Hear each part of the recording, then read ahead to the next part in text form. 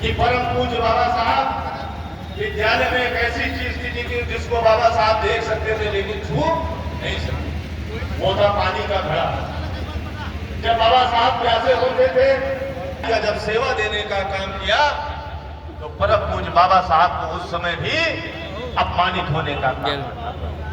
और परम पूज्य बाबा साहब ने प्रण लिया था कि मैं अपना पूरा जीवन बहुजन समाज के साथ साथ सर्व समाज की भलाई में, सर्व समाज को आगे बढ़ाने में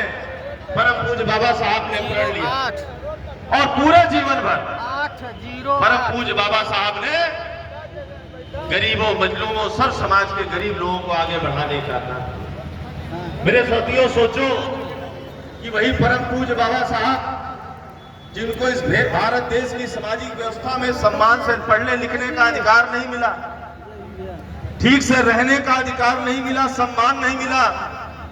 परम पूज्य बाबा साहब ने ऐसा संघर्ष किया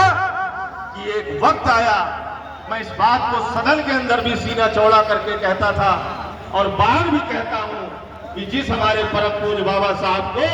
इस देश की सामाजिक व्यवस्था ने रोकने का काम किया,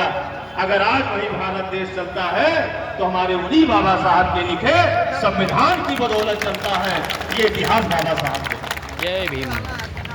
बाबा साहब ने संविधान लिखा, हम सबको अधिकार दिया, लेकिन धन्य है मानवर काशीराम साहब। जब बहुजन समाज पार्टी बनी और बहुजन समाज पार्टी में हमारे पुराने साथी बैठे, जब सबने काम करना शुरू किया तो लोग क्या करते थे, जब बस्तियां आती थी तो साइकिल से झंडा निकाल करके जेब में रख लेने का काम करते। इसलिए रख लेते थे कोई टोक न दे, कोई हमारे साथ गलत हरकत न कर दे। धन्य है मानवर काशीराम साहब और मान्य बहन जी, जो बाबा साहब के बताए रास्ते पर चली और सामाजिक व्यवस्था में सबसे दबे कुचले समाज में जिनको माना जाता था, मान्य बहन कुमारी मायावती जी के रूप में मानवर काशीराम साहब ने इस देश की आबादी के हिसाब से सबसे बड़े राज्य में तीन बार मुख्यमंत्री बना करके इतिहास लिखने का काम मानवर काशीराम साहब और मान्य बहन जी ने।